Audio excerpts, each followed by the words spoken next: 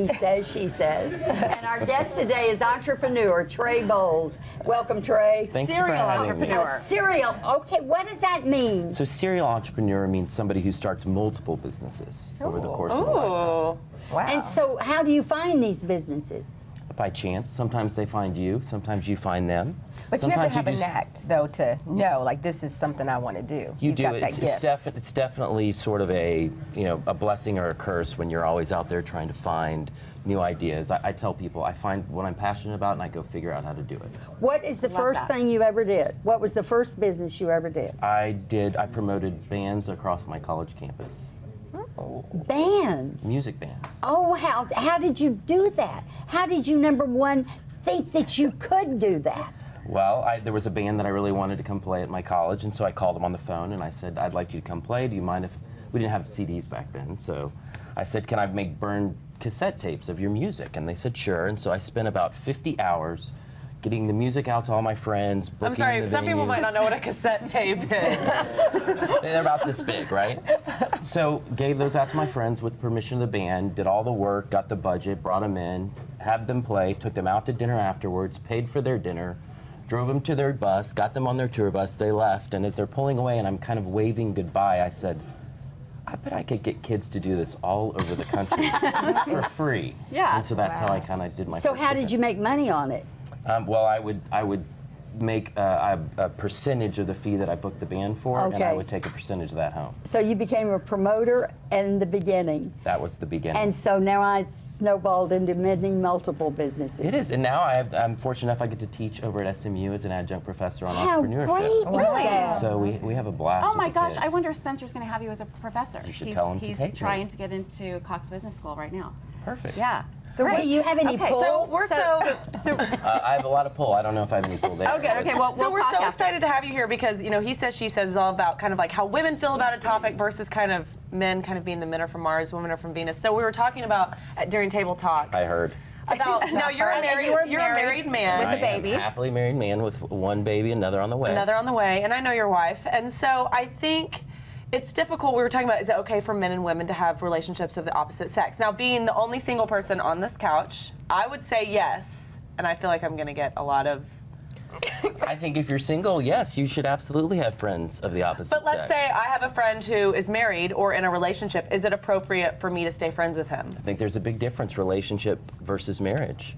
I think that when you're married, to have good friendships of the opposite sex is a little bit futile because it's never going to go anywhere. Right. I also ascribe to the Or it's going to go somewhere in the wrong That it shouldn't direction. I was going to Right. say, Right. yeah. So, There's a so chance. for me, if I have a certain amount of time in a day that I get to spend not working, I want to spend it with my wife and with my kids, Which is not with other understandable. women. And we Do you talk. have female friends, like I in do. business and? I do have female friends, but those relationships are very careful. I always meet with them in a public place.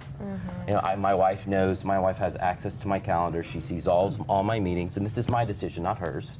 So you all have rules about kind of when you can and can't. And I was going to say, this is the good point really quick that you brought up. She's got access to your calendar. Does she have access to your email and text messages? She does. I mean, I don't lock her out from that stuff if she wanted to see it, but I get 400 or 500 emails a day, so she doesn't really care about that kind of stuff. But you would give her your passcode. Do you have a Swiss bank account? I do not. I would like one though, if you want to But no, hook really. me up with that. Like, would you give her your passcodes to your phone and to your email? Yes, I would say that if she wants access to anything in my life, she can have access to it. And I So think you what said said something- that what you said was important. I'm so sorry. No. Is that that was your choice, not hers. Right, she did You not force decided that to, on me yeah. in any way, shape, or form. But we also have a great relationship, and she can come to me. And Susie and I were talking about this before. There's certain women that she probably feels a little bit more concerned about me spending a lot of time with than other women. Well, No, you 'cause raised women, a we can certain always point. tell, right? Exactly. Yeah. And you raised an interesting point about if you're in a marriage, it might be inappropriate. But I'm a single girl, and I have a lot of guy friends who have girlfriends, and all their the girlfriends don't like you. Exactly. But I want to go. You've been dating him for 7 weeks. I've been friends with him for 7 years. Is that appropriate? I mean, are guys Absolutely. a little too whipped over this? No, absolutely. If you, the way I think about it is, there's a really great philosopher, Beyonce, that says, if you like it, you better put a ring on it.